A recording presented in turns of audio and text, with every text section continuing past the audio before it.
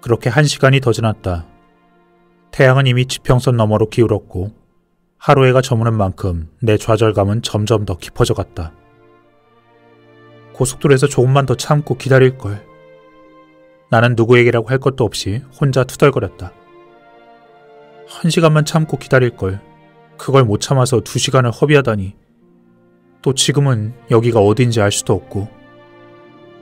나는 애꿎은 자동차 지붕을 주먹으로 때렸다. 그리곤 다시 20km를 달렸다. 하지만 여전히 길가엔 아무것도 보이지 않았다. 연료도 반 이상 써버렸고 차를 돌릴 수도 없었다. 할 수 있는 건 계속 쭉 가는 것뿐이었다. 연료의 눈금이 내려가는 것과 반비례하여 가슴속의 분노가 하늘로 치솟고 있었다. 애초에 휴가를 내고 길을 떠난 게 지금 같은 분노와 좌절감, 거기에서 벗어나고자 했던 것인데 해도 해도 끝이 없는 직장 일과 밀려드는 고지서, 그리고 성공에 대한 강박관념. 나는 지칠 대로 지친 상태였다. 나는 그저 소진된 인생의 배터리를 여행으로 충전하고 싶었을 뿐이었다. 하지만 이 여행길의 초입부터 상황은 정반대 방향으로 흘러가고 있었다. 나는 혼잣말로 중얼거렸다. 정말 이해가 안 되네. 다 소모하고 충전하고 또다시 소모하고 재충전하고. 그럼 결국 내가 원하는 걸 얻을 수 있을까? 이윽고 태양은 나무들 아래로 내려앉았고 땅거미가 지기 시작했다. 하늘은 오렌지색 태양의 여운으로 장관이었다. 하지만 나는 그런 아름다운 석양 따위는 안중에도 없었다. 여전히 연료의 눈금개는 달랑달랑 하강 곡선을 그리고 있었다. 그리고 연료 계기판의 바늘이 빨간 선 밑으로 미끄러져 내려갔을 때 저기 멀리서 불빛이 보였다.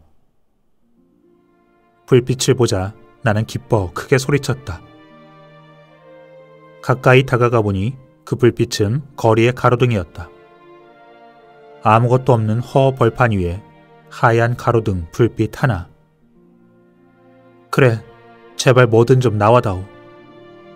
나는 불빛 쪽으로 차를 몰며 간절한 마음으로 주문을 걸었다. 그리고 주문에 화답이라도 하듯 그곳엔 분명 무언가가 있었다. 불빛을 쫓아 도로에서 벗어나니 흙과 자갈이 깔린 주차장이 나타났다. 그리고 그 주차장 건너편엔 작은 건물이 한 채 서 있었다. 그리고 그 건물의 하얗고 네모진 지붕 위에는 간판이 반짝이고 있었다. 세상 끝에 카페. 이런 곳에 카페라니. 그 사실만으로도 놀라웠는데 더구나 주차장엔 차가 3대나 서 있었다. 아니, 대체 저 차들은 어디서 온 거지? 분명 그 카페에 오기까지 나는 단 한 대의 차도 볼 수 없었기 때문이었다. 그래, 잘 됐어. 사람들한테 물어보면 이 황량한 곳에서 어떻게 벗어날 수 있는지 알게 되겠지. 나는 차에서 내려 안도의 마음과 호기심으로 카페로 걸어가기 시작했다. 주위는 벌써 깜깜했고 하늘엔 초승달과 셀 수 없이 많은 별들이 반짝이고 있었다. 카페 문을 열자 문 안쪽에 붙어있던 작은 종이 딸랑거렸다. 그리고 아주 맛있는 음식 냄새가 코를 자극하기 시작했다. 순간 강렬한 허기가 느껴졌다. 음식이 뭔지는 알 수 없었지만 나는 뭐든지 먹어치울 것 같았다. 카페는 오래된 식당의 분위기를 풍기고 있었다. 길다란 흰색의 카운터와 붉은색 쿠션을 댄 등받이 없는 의자와 붉은색 칸막이로 나뉜 자리들, 낡은 현금 계산기와 목재 옷걸이, 아주 아늑한 느낌을 풍기는 곳이었다. 편하게 앉아 친구와 오랫동안 이야기라도 나누고 싶은 분위기였다. 이런 곳에 혼자 오다니 안타까울 따름이었다. 순간 웨이트리스가 나를 쳐다보며 미소 띤 얼굴로 말을 걸었다. 어서 오세요. 마음에 드는 자리 아무데나 앉으세요. 얼마 만에 보는 미소일까? 나는 입구 쪽에 자리를 잡았다. K씨라고 합니다. 반가워요. 네, 안녕하세요, K씨. 전 존이라고 해요. 운전하고 오다 길을 잃었어요. 그래요? 어디를 가시던 길인데요? 휴가 중인데 목적지에 닿기도 전에 길이 막혀서 방향을 틀다 보니 결국 여기까지 왔네요. 길을 잃고 헤맨 거죠. 그러다 기름도 떨어지고 배도 고파서 거의 쓰러지기 직전이에요. 내가 하소연을 마치자 K씨는 장난스러운 미소를 띠며 말했다. 배고픈 건 저희가 어떻게 해결해 드릴 수 있지만 나머지 문제는 글쎄요. 한번 두고 보시죠. 그리고 K씨는 메뉴판을 들고 와 건네주었다. 순간 불빛 때문인지 아니면 눈이 피곤해서인지 K씨가 메뉴판을 건넬 때 표지에 있던 글자가 사라졌다가 다시 나타나는 것처럼 보였다. 아, 내가 정말 피곤한가 보네. 나는 다시 정신을 차리고 메뉴판을 표지부터 읽기 시작했다. 세상 끝의 카페에 오신 걸 환영합니다. 나는 메뉴의 첫 장을 넘겼다. 첫 장엔 카페에서 흔히 볼 수 있는 평범한 메뉴들이 쭉 나열되어 있었다. 아침 식사 메뉴와 샌드위치, 오른쪽 위에는 전체 요리와 샐러드, 그리고 후식. 그리고 무얼 먹을까 고민하며 한 장을 더 넘긴 순간 나도 모르게 입이 벌어졌다. 거기엔 다음과 같이 적혀 있었다. 기다리는 동안 생각해 볼 것. 당신은 왜 여기 있습니까? 죽음이 두렵습니까? 충만한 삶을 살고 있습니까? 이게 뭐야? 다시 그 질문을 읽어보려는 순간 K씨가 물을 들고 다가왔다. 주문하시겠어요? 네, 근데 이게 무슨 뜻이에요? 아, 그거요? 오시는 분마다 자기만의 해석을 하시더라고요. 그녀는 알쏭달쏭 알 수 없는 대답을 했다. 그럼 이제 주문하시겠어요? 나는 아직 준비가 되어 있지 않았다. 주문은커녕 이 의문스러운 곳에서 당장 나가야 하는 것은 아닌지 고민스러워졌다. 여기 있어도 괜찮을까? 무언가 색다른 것이 있는 건 분명한데 그게 좋은 의미인지 나쁜 의미인지 확신이 서질 않았다. 아, K씨 미안해요. 조금 있다가 주문할게요. 미안하긴요. 천천히 생각하세요. 그녀는 미소를 지으며 한마디 덧붙였다. 그리고 걱정하지 마세요. 여긴 안전한 곳이에요. K씨의 상냥한 미소를 보자 어느 정도 마음이 놓였다. 그리 이상한 곳은 아닌 것 같은데 아무거나 시켜볼까? 나는 다시 메뉴판을 집어들었다. 그래, 달리 방법도 없잖아. 기름도 바닥났고 아마 반경 300km 내에는 음식을 먹을 수 있는 데라곤 아무 데도 없을 거야. 좀 이상하긴 하지만 아직까진 별일 없으니까 괜찮겠지. 주방으로 들어간 K씨는 딸기파이 2조각을 들고 나왔다. 그리고는 나를 지나쳐 내가 오기 전에 있던 손님들 쪽으로 걸어갔다. 그 모습을 보자 걱정이 눈 녹듯 사라졌다. K씨가 접시 위를 향한 내 시선을 알아채고 이렇게 말했다. 여기서 제일 맛있어요. 주문해보세요. 어렸을 때 내가 가장 좋아하는 음식이었는데 몇 년 동안 한 번도 못 먹어봤네. 그래, 여기 머물러야겠어. 늦은 밤이었지만 나는 아침 식사 세트를 주문하기로 마음먹었다. 마음을 정하고 메뉴판을 다시 읽어보았다. 당신은 왜 여기에 있습니까? 분명 음식점에 찾아온 손님에게 적당한 질문은 아니었다. 이해할 수 없는 질문이었다. 당신은 왜 여기에 있습니까? 그때 K씨의 목소리가 골똘히 생각에 잠겨있던 나를 깨워주었다. 이제 주문하시겠어요? 네, 아침 식사 세트가 먹고 싶은데 괜찮을까요? 가능할 거예요. 벌써 내일 아침 시간이 가까워진 거려? K씨는 주문을 받아 주방 창문 쪽으로 걸어갔다. 창문을 통해 주방 안이 훤히 보였다. K씨가 주문을 접수하고 돌아오며 말했다. 저기 안에 있는 분이 이 식당 주인이자 주방장이에요. 마이크라고 하죠. 나는 주방 쪽으로 눈을 돌려 마이크를 쳐다보았고 그도 인해 나와 눈이 마주쳤다. 그는 미소를 지으며 내게 손을 흔들어 주었고 나도 멋쩍어 하며 같이 손을 흔들었다. 그리고 K씨가 말했다. 그 질문을 대수롭지 않게 그냥 한번 보는 것과 질문을 다르게 바꿔보는 건 별개의 문제예요. 그게 무슨 말이죠? 그 질문을 다른 사람에게 하는 게 아니라 스스로에게 하는 질문으로 바꿔보세요. 그러면 스스로가 달라지는 걸 느낄 수 있답니다. 나는 어안이 벙벙했다. 스스로가 달라진다고? 도대체 그게 무슨 말이지? 아니, 이 사람은 내 생각까지 읽고 있는 거야?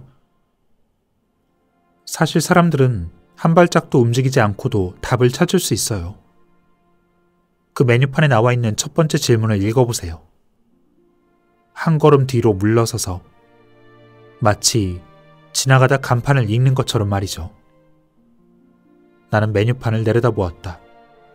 그러자 갑자기 질문이 다르게 보이기 시작했다. 나는 왜 여기 있는가? 다음 순간 그 질문은 다시 원래의 질문으로 되돌아가 있었다. 이게 어떻게 된 거죠?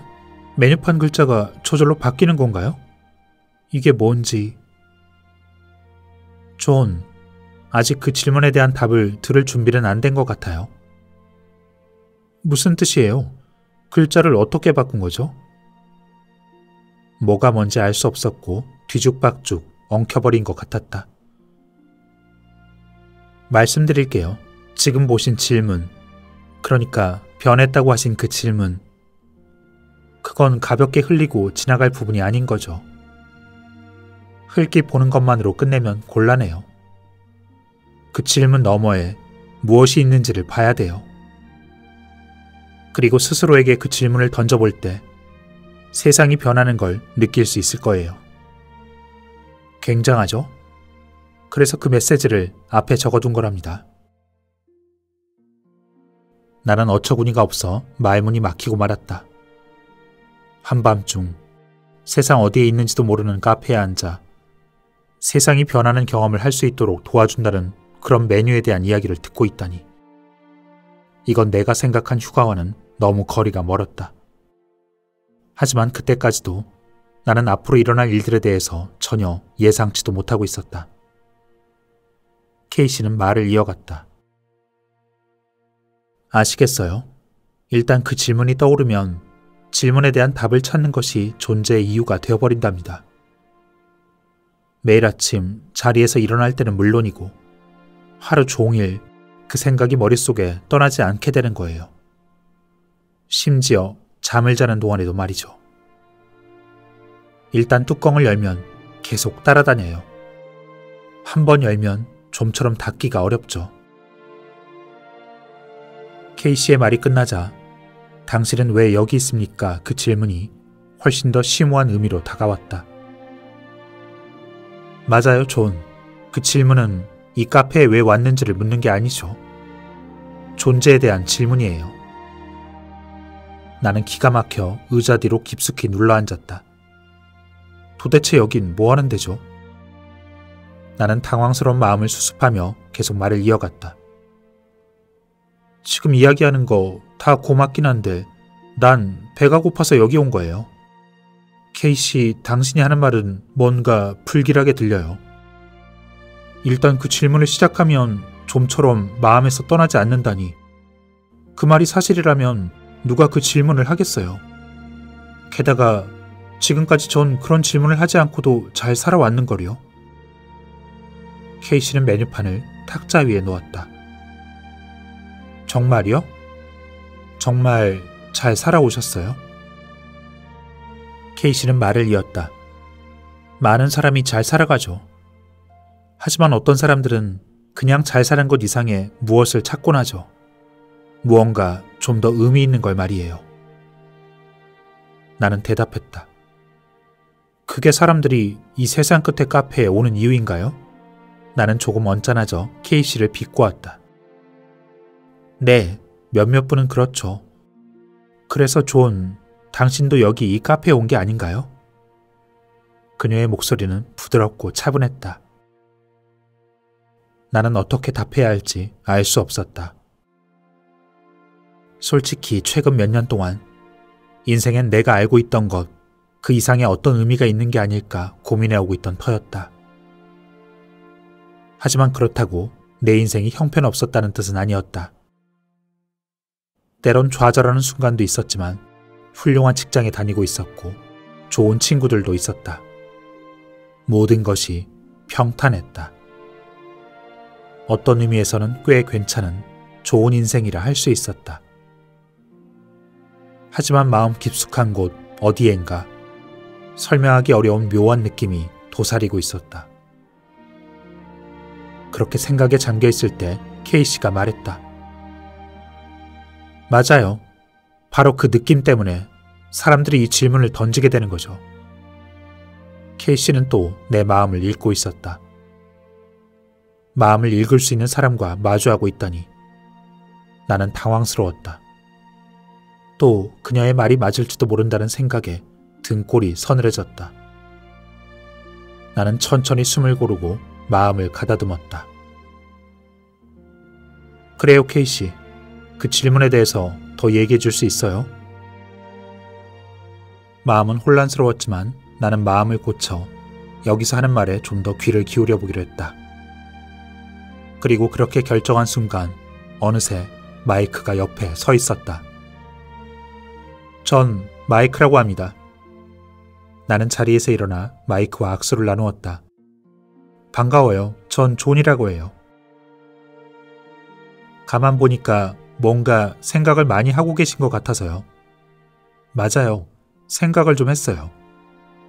K씨가 설명은 해주었는데 아직 분명하지 않은 부분이 있어서요. 마이크가 답했다. 정말 어려운 질문이긴 하죠. 사람들이 그런 의문을 품는 건 모두 제각각의 순간이에요. 누구는 어린 시절에, 누구는 조금 더 커서 말이죠. 마이크의 목소리는 침착했다. 그는 마치 다른 세상에서 인생의 지혜를 몇 번이나 깨닫고 다시 태어난 사람처럼 보였다.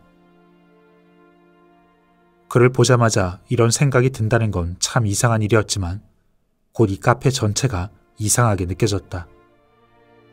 그때 마이크가 말을 이었다. 질문에 대한 답을 찾으셨나요? 아직 분명치 않은 부분이 있어서요. 그 질문에 대한 답을 어떻게 찾을 수 있을지, 그리고 답을 찾고 나선 어떻게 해야 할지에 대해서 말이죠. 글쎄요.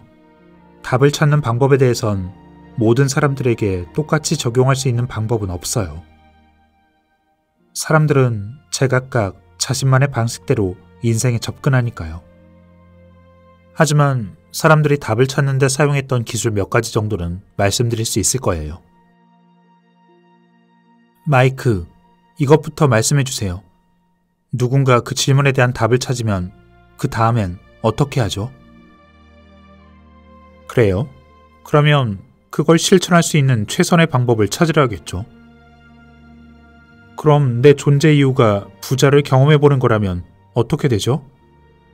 그럼 부자에 대한 정의를 내리고 그 정의를 달성하기 위해 뭐든지 해야죠.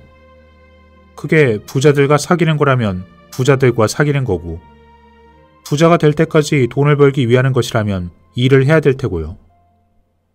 부자가 된다. 그거 참 괜찮은 생각인데요. 차도 더 사고 집도 더 장만해야겠어요. 그래요. 다 좋아요. 그런데 그게 정말 존, 당신이 여기 존재하는 이유인가요? 그 질문을 듣자 갑자기 마음이 차분하게 가라앉았다. 모르겠어요. 메뉴판에 있는 질문을 다시 한번 보시겠어요? 나는 메뉴판을 다시 내려다보았다.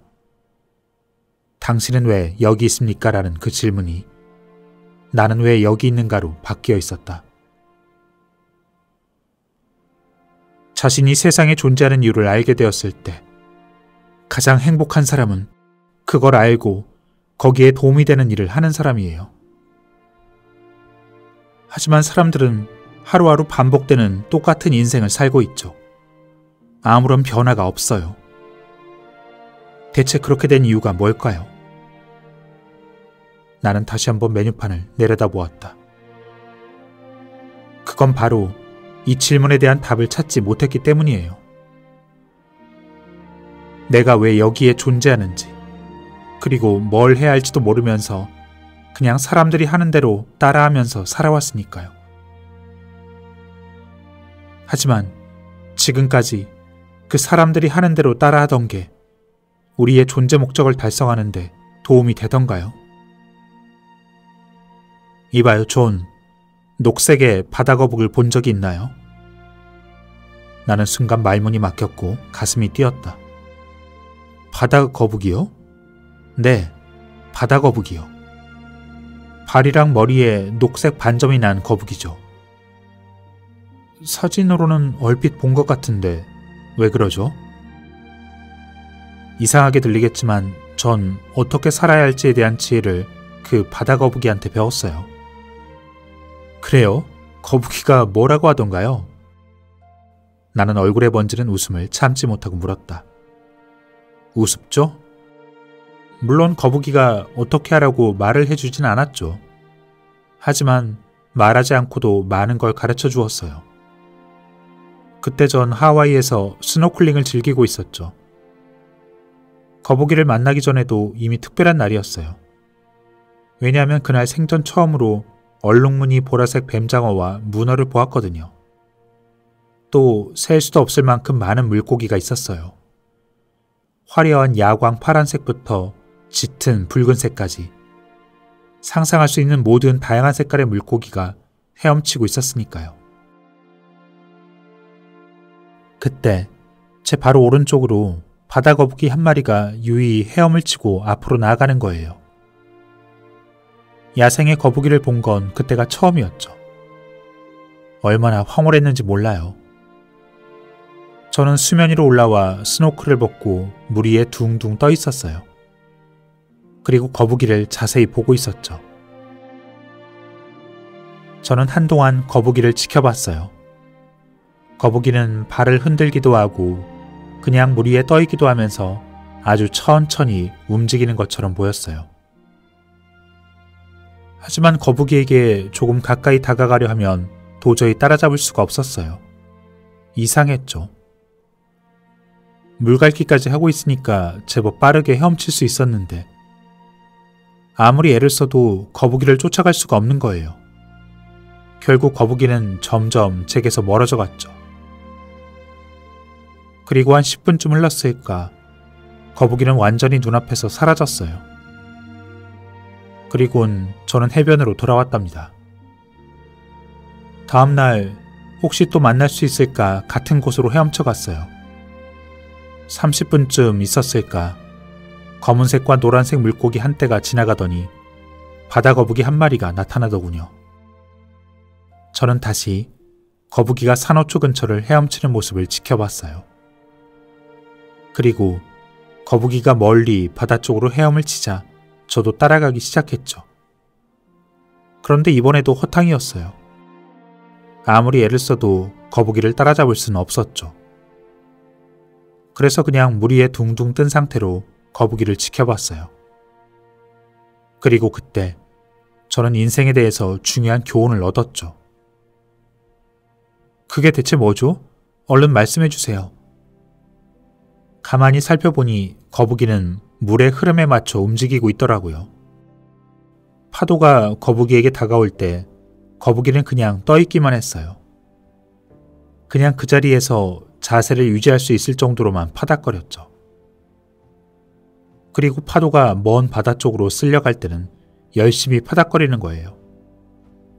나아가는 방향이 파도와 일치할 때 그걸 열심히 활용하고 있었던 거죠. 거북이는 결코 파도를 거스르지 않았어요. 대신 파도를 이용했죠. 제가 거북이를 따라잡을 수 없었던 건 파도의 흐름과 상관없이 계속 파닥거렸기 때문이었어요. 거북이에게 가까이 가기 위해서 밀려드는 파도를 거스르면 거스를수록 더 피곤해지는 거였죠. 그러다 보니 파도가 쓸려나갈 땐 정작 그 파도를 이용해서 빨리 나아갈 힘이 남아있지 않았던 거예요. 그래요. 거북이 이야기 정말 재밌네요. 그런데 그게 진짜 어떤 의미를 말하고 있는 건지 아직 감이 잘 안 오는데요. 그런가요? 나는 이전에 나누었던 대화의 내용을 잠시 생각해 보았다. 그리고는 조심스럽게 말을 꺼냈다. 세상에 존재하는 이유, 그러니까 그 목적을 깨닫게 되면 그걸 충족시킬 수 있는 일을 하면서 살 수 있다고 했잖아요. 하지만 존재 목적을 알지 못하면 사람들은 이것저것 잡다한 일을 하는데 많은 시간을 보낸다고 했고요. 맞아요. 잘 기억하고 있네요. 그러니까 제 생각에 그 거북이는, 그러니까 그 녹색 바다 거북이는 우리가 원하지 않는 일을 하며 인생을 보내고 있다는 것, 헛된 일들로 많은 에너지를 낭비할 수도 있다는 얘기를 해준 것 같아요. 지금 쓸데없는 일에 에너지를 낭비하고 있으면 나중에 진짜 원하는 걸 할 수 있는 그 순간이 왔을 때 그 일을 하는데 쓸 힘과 시간이 남아있지 않을 수도 있다. 뭐 그런 뜻인가요? 맞아요. 아주 멋져요. 제게는 정말 의미 깊은 순간이었죠. 제 인생에서 정말 이거구나 하고 깨달은 몇 안 되는 순간이었어요. 존, 주위를 한번 둘러보세요. 우리에게 무언가를 하라고, 시간과 에너지를 투자해서 이것저것 해보라고 권유하는 사람들과 미디어들. 그 모든 홍보물과 행사와 세일, 서비스. 그것들에 다 응하고 산다면 정말 우리 자신한테 남는 시간은 얼마나 있을까요? 우리가 미디어를 소비하는 동안 우리 관심을 끌기 위해 기를 쓰는 그 모든 홍보와 광고들을 생각해 보세요. 여기로 먹으러 오세요. 여기로 여행 오세요.